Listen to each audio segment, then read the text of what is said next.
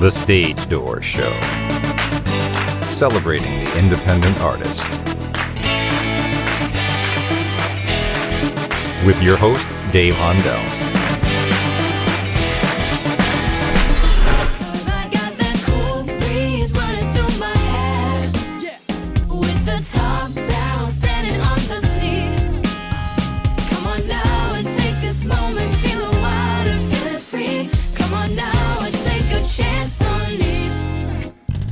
Hey everybody, welcome to the Stage Door Show. Tonight, this is Dave Hondell. Tonight's guest is a four-sibling band making my hometown of Minneapolis, Minnesota proud.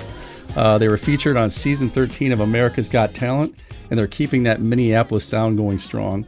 Welcome to the show, Cadence, Matty, Bennett, and Wisdom. They are NUNNABOVE. Welcome, everyone. Hey, thank you for having us on here. Absolutely. I'm going to start with you, Cadence. Being that you're all siblings, did you all discover your talent for music at the same time, or did, some of you play instruments already and, kind of inspired the others to develop that talent?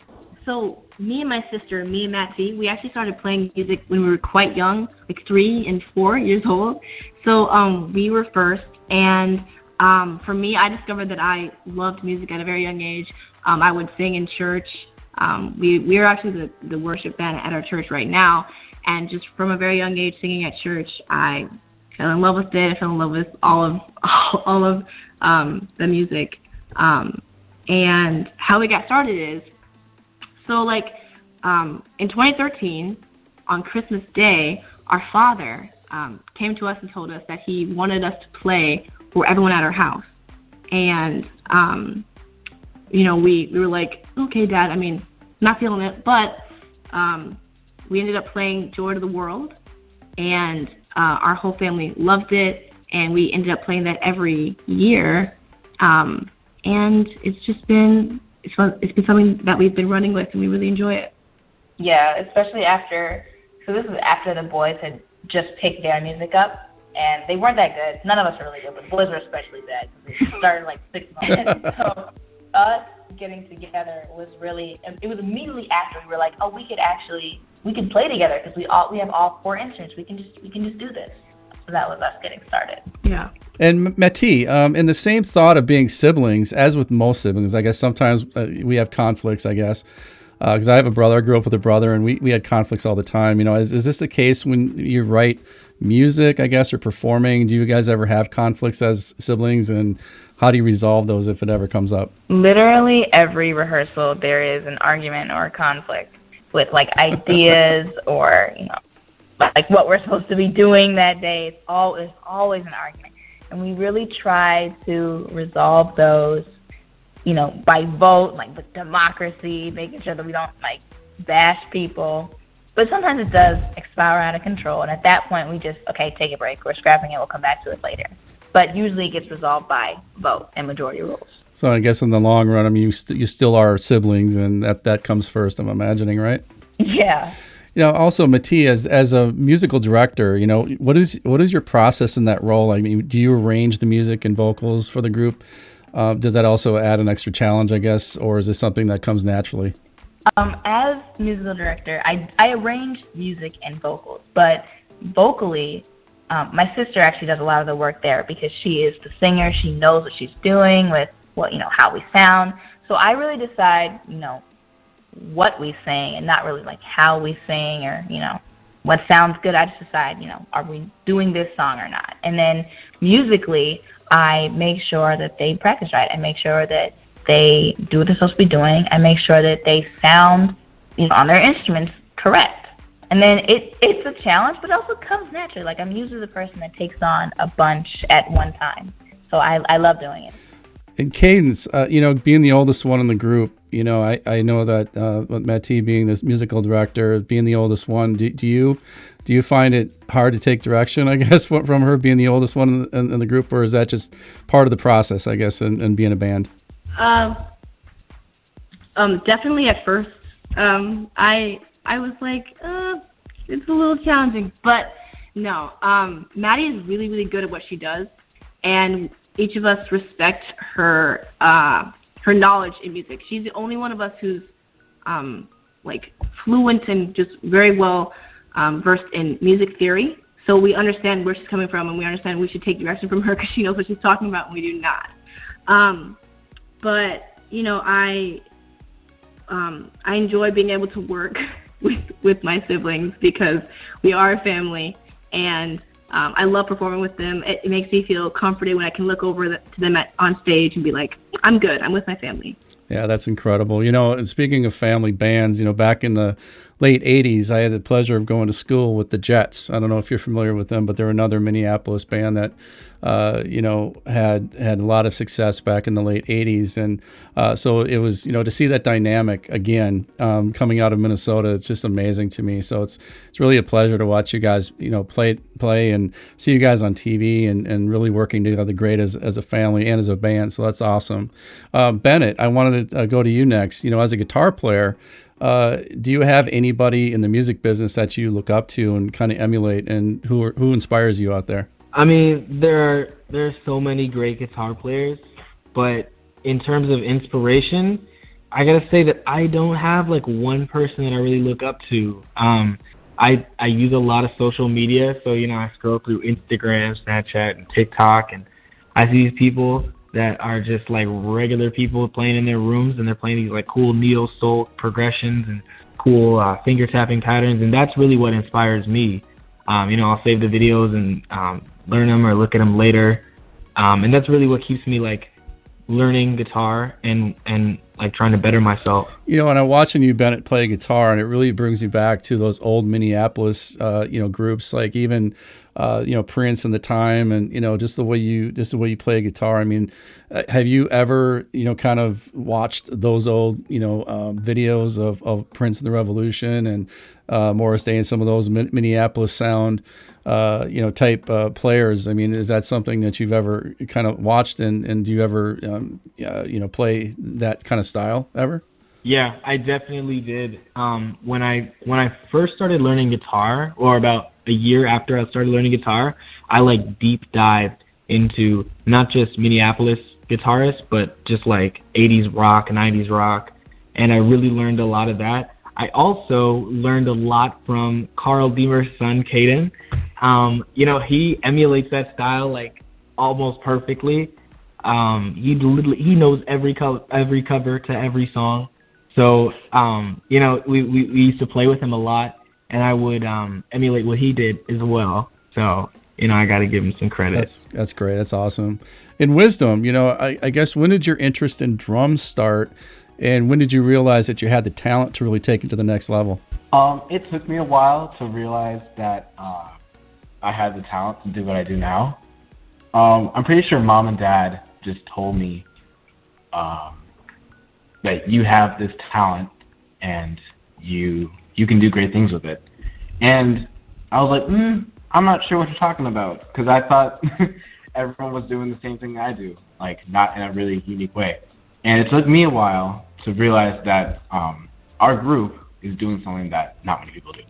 I mean, Wisdom, I got to tell you, man, I'm very impressed. When I was watching a lot of your videos, and you really got that talent. And as far as drummers, just from any era, really. I mean, you can really play anything. So I really kudos to you for working your craft. And you guys are all talented in your your respective instruments. But I was saying, Wisdom, it really found myself watching you a lot. So really kudos to your talent there.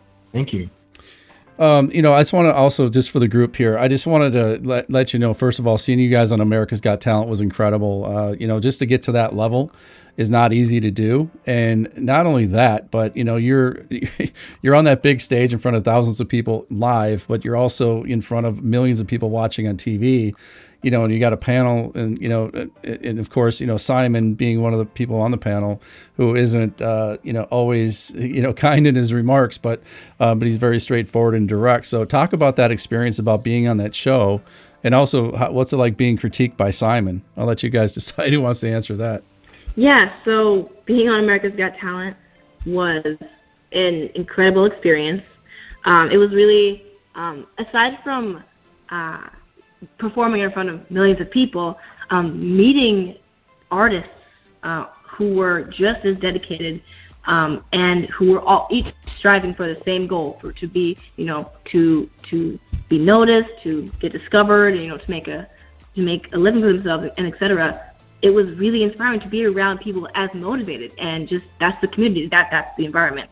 And so I really enjoyed that. And in terms of performing in front of millions of people, incredibly nerve-wracking. I used to say that I don't get nervous, but I did get nervous then. And I was so nervous, actually, that once we were done, Simon's critique just sort of flew over my head. I was like, yeah, okay. Wedding band, okay. I was like, I'm not really paying attention. I just can't right now. Yeah, our father really seemed to notice that more than we did, I think. Yeah, as a father, I'm a father of a performer myself, and I think I would take that critique a little harder as well. But, just the fact that, you were in front of the cameras like that, I think, if nothing else, I mean, what a great experience. And I think anything after that is a piece of cake, right? I mean, yes. No. But and yes and no. No. Yes and no. No, it's not. Look, everything is its own thing, right? And there's no magical performance that's gonna make you not sweat anywhere. America's Got Talent was an amazing experience, and we performed in front of a bunch of people. But I mean, the 2020 student conference that we did months ago was 2019 was even more nerve-wracking to me than HET. So I mean, no. Not to me. Not to me. I don't know what you got. I don't get nervous. That's good, though. I mean, look, as being performers, I think, if you don't have that stage fright, or you don't get nervous at all getting on stage, I think it's almost natural, and it's good. I mean, you talk to anybody that's a performer that's been doing this for years, they'll still tell you that they get a little bit nervous on stage. And it's not so much that, they're nervous in front of people, but you're nervous that your equipment is going to work right. You're nervous that the sound monitors are going to work right. There's a lot of things going through a musician's head, I think, when you get on stage, more so than just people watching you. So I think as far as nervousness goes, I mean, you just want to make sure that that your guitar's in tune and everything else. But so that's great. I mean, you guys are just, like I said, you're still young, and I think the sky's the limit for you guys. And one of the things that I'm impressed with, and we mentioned this before, but working with Carl Deemer at Atomic K Records, I mean, like I said, I know Carl from years ago, and just know what a professional Carl is, and what an amazing producer he is, and everything he puts out is just top notch. And how was that experience, I guess, working in the recording studio with Carl? And is it your goal maybe to keep recording well into the future as siblings, as a group? Yeah, so like you said, Carl Deemer is like the nicest guy you're ever gonna meet. He's amazing, and he's like all smiles, he's all jokes. But when you're in the studio, there's a seriousness to what he does, and there's a seriousness to him, and there's a level of professionalism that he really shows, and that he taught me and everybody else in this band. And that's, when you go in the studio, you're there to get a song done. You're there to get an album done. You're there to work. So working with him it's fun, but at the same time, it's obvious that you're working there. First few times we went to record, that wasn't the attitude we had, And Carl isn't really one to talk down on anybody, so he didn't really show that to us at first. But after a while, we realized this isn't working, And then we had a serious conversation with him. So he really taught us that when you're in the studio, it's okay to joke, but without structure and without seriousness, nothing gets done, So working with him is a really good experience. Yeah, I mean, I got to say that, Carl, meeting him years ago, that was one of the greatest moments, I think, as I look back, that could have happened to me. It really kind of jump-started my career in filmmaking and also with music. And, there's certain people that I think are put in front of you for certain reasons. And I know Carl is one of those people that really, whether he knows it or not, Whether I mean, he really helped inspire me, I think, to keep going in what I'm doing, and also getting into music, and just the way his work ethic is, and just everything about the way he works. So I'm so proud that you guys were able to work with Carl, and just all the people that he worked with, which kind of brings me to my next question. What's it like working, sharing the stage with like Sounds of Blackness and the Steels and on and on and on? I mean, what kind of, just being so young, I mean, what kind of experience is that like, just to work with so many famous, singers? Yeah. So working with Sounds of Blackness in particular was incredible, because we got to work with them. We got to actually go to their vocal rehearsals. We performed in a couple of their shows. We performed in their annual 60s show and their annual Christmas show. It was so much fun. We learned a lot. Like their rehearsals are so they arrive on time. We don't do that all the time. They arrive on time. They end on time. They're very structured. And again, like Ben said, without structure, you don't get stuff done. So we definitely learned that from them as well. And yeah, and as far as the Steels, Maddie, you want to speak to that? As far as the Steels, I love everything about them. They're amazing. Javita Steele, she coaches our band. She talks a lot about performance and how to structure your own show, and how you should be presenting yourself to people, especially if you feel you have like passion for your art. And then Geraldine Steele, she has taught us so much about like the industry music today. She put us on her radio show a couple of times, and she talks about sponsorships and how you need to be networking to make sure that you get yourself out there, because as the artist, you drive your career. Well, let's talk about that, because we talk about that on a lot of my shows, and I don't have that in my list of questions, but it's something that I really want to kind of cover, because it's important, because my listeners, a lot of them are independent artists, and a lot of artists that are looking to further their career. And it's the reason I have celebrities and people that have been in big situations before, and like yourselves, you have a name, and so what I always like to ask my artists are, for the other artists out there that are looking to market themselves, I mean, talk about the importance of social media and also marketing out there, and trying to kind of separate yourselves from the others, because as everybody knows, you could be big now and today, but next year somebody else is going to come along and take that spot. So how do you market yourself, I guess, to maintain that relevancy going forward, and not just be like big today but not tomorrow? So what do you guys do to kind of keep yourself relevant? And I mean, do you reinvent yourselves, or talk about your marketing a little bit? Yeah, so when we advertise ourselves, I think the most important thing is just to make sure that you're consistent, and you don't have these lulls of 2 months or a month in between posts, because like you want to stay on people's minds. Even the people that are fans of you get they forget about you if they never see you. So you got to make sure that you're like consistent, and you're posting, and you're keeping people updated, because people want to know what's happening. People want to know that you're doing stuff to be interested. And what we really do for marketing is we make videos, and then we post them, and then we advertise them on our Instagram channel. Something that we're going to be doing pretty soon, though, is doing Instagram ads. So we're going to make a video and then pay Instagram to put it on people's stories. Yeah, that's good. I mean, that's a good thing to do. Yeah. And I feel like that's really going to elevate our exposure, because that's like something that's really hard for, I think, all artists, is exposure. It's so difficult to be put in front of the right people, because all it takes is really one person. Like, you get one person to see what you do, and they make a call, and then the next day you're getting a call from Disney saying, "Hey, we want like a $5 million contract," and it's like, what?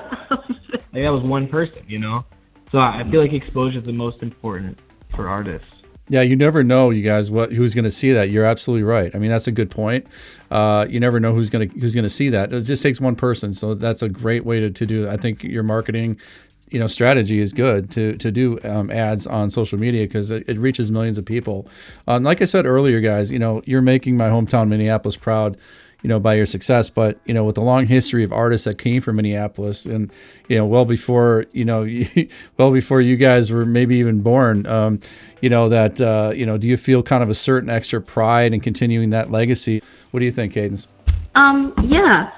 I definitely feel humbled and proud to be included in the musicianship and the artistry of people in Minneapolis, especially with the people we've performed with. In certain shows, I'll meet musicians, I'll meet really, really talented people, and they will inspire me and push me to better myself. We've been to a couple sheds, and we've just played some music and had some fun, and we do networking and etc. And just meeting people like that, it's fun. We follow them on social media. We become actual acquaintances, probably more like. But it's inspiring. Makes you want to learn. Yeah, I think it's awesome. Like I said, it keeps that Minneapolis sound alive. I think that the fact that you guys are again kind of in the spotlight right now with Minneapolis, I think it's awesome to continue that legacy.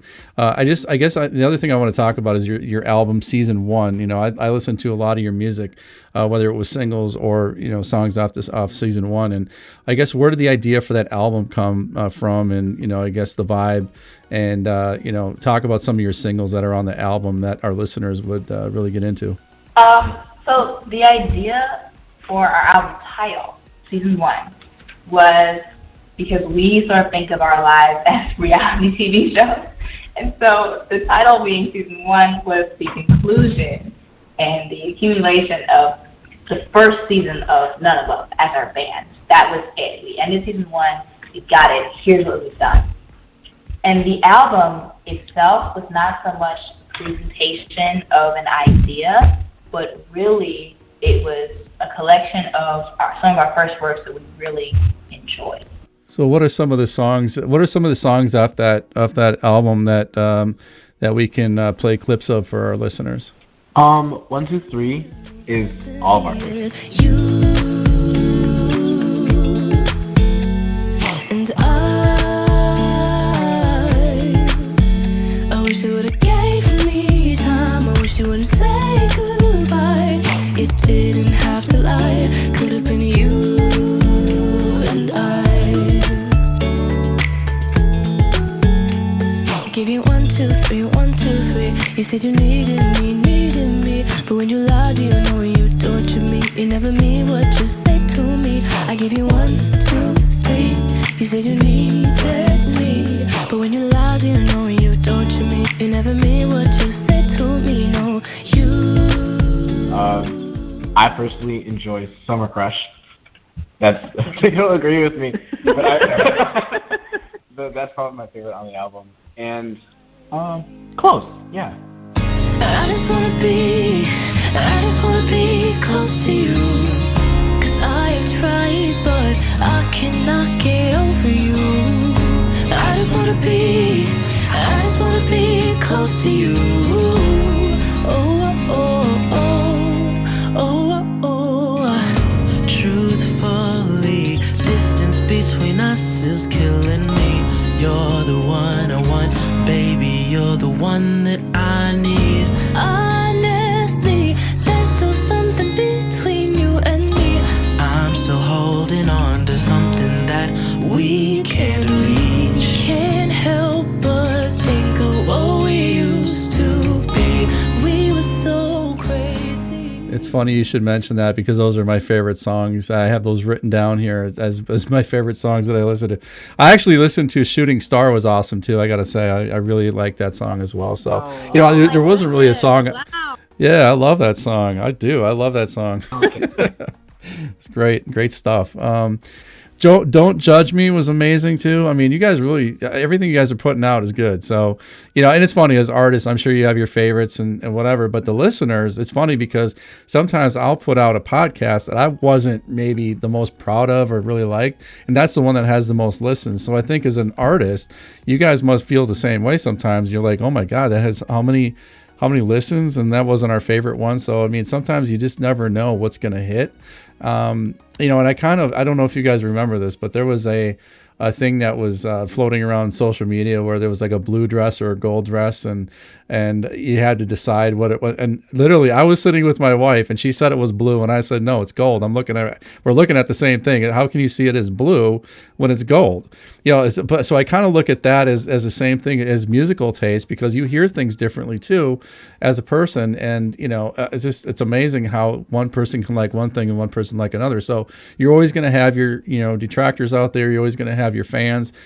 So it's really amazing it's interesting to see what hits on streaming. I mean, do you guys ever find that it's fascinating sometimes what hits and what doesn't? Yeah, I mean, in our little circles of who listens to us, most def, like our friends will say like, hey, I really liked Summer Crush, and I'll be like, nah, dude, like Close is obviously the best song, and everybody says Summer Crush is the best. They all vibe to Summer Crush. When you're around, oh, it's this summer crush I miss. Oh, it's the rush of life it gives. How everything feels alright when you're around.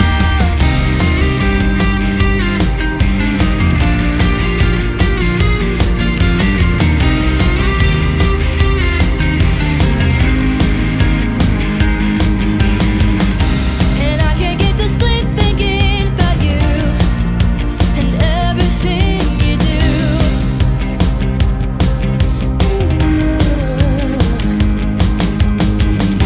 I know I only see you once a year. I know you've made it very clear. The weather's just not as nice here. Oh, it's this summer crush I've missed. Oh, it's the rush of every kiss. How everything feels alright. The other thing I want to bring up here is, talk about goals, because I know everybody, you guys, you're still young. I mean, you're still, high school, college age, and so what are your long-term goals? I mean, I don't know if music is your long-term goal, but is there anything else that you're looking at doing? I guess when you get older, start with Cadence. I mean, what are your long-term goals?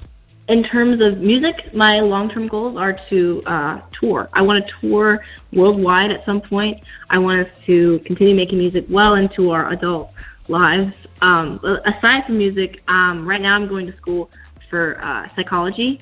I want to counsel people, possibly marriage counseling or with children. I just really think that I could be helpful. I want to be helpful at least. That's incredible. That's great. How about you, Matty? How about you? What's your long-term goals? Right now I'm looking into fashion design, because I really, something really important to me is making people feel confident and, feel how they want to look and like how they look. So I'm looking into fashion, but I also really love, what I'm doing now. I plan to be doing music forever. So something that I want to look at is putting out instrumental tracks. And just making more music that makes people feel good. Like right now, me and Wisdom, it's mostly Wisdom, are working on this animated TV show that I'm doing the writing for, and he's doing all the heavy lifting. But NUNNABOVE is doing the music for that show, and that's something that I would like to continue. Wow, that's incredible. Keep us updated on that, because I'd like to push that when it's close to being out. So that's great.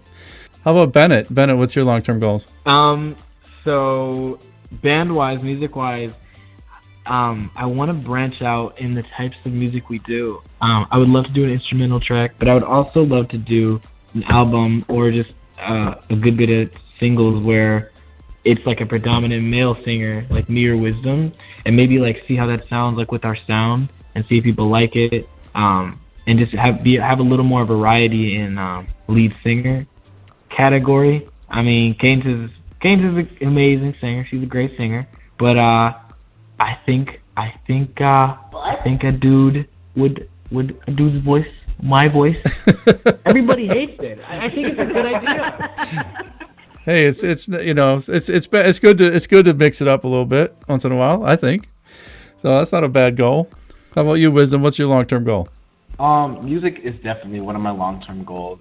But another one that I've thought about for a long time and have done for a long time is drawing and animation. I'm a self-taught artist and animator, and I'm also making my own show. I don't want to go straight into it if we can, I guess, but just it's called Bob's World. That is awesome. Working over a year so far, and I hope to release the first episode on November 20th this year. Oh, that's great. It's going well. You guys are incredible. I mean, just the fact that you guys are siblings and you guys, make just amazing music and you play all your instruments and do the vocals and, the fact that you were on America's Got Talent. Like I said, you guys are really an incredible group and very proud to say you're from Minneapolis again, like I said. And, first of all, I want to also give people, let them know where they can find you on social media or your website. So let's talk about that. Where can people find None Above? Y'all can find us at nunnabove.com, NUNN above, no space.com. And all of our social media is None Above. We've got music on iTunes, Spotify, YouTube, any social media, any music playing platform, you'll find our music. Everybody listen out there, just make sure you check out None Above. Again, I'm not just saying that because they're from my hometown, Minneapolis. They're incredible. And, I really want to let everybody know just that, once you listen to their music, you're going to fall in love with them. You guys, all of you, you're just incredible people. And I really appreciate the time to come on my show tonight. And, best of luck to you in the future. And I can't wait to see what's next from None Above. So thank you all for joining me tonight. Thank you so much. Thank you so much for having us.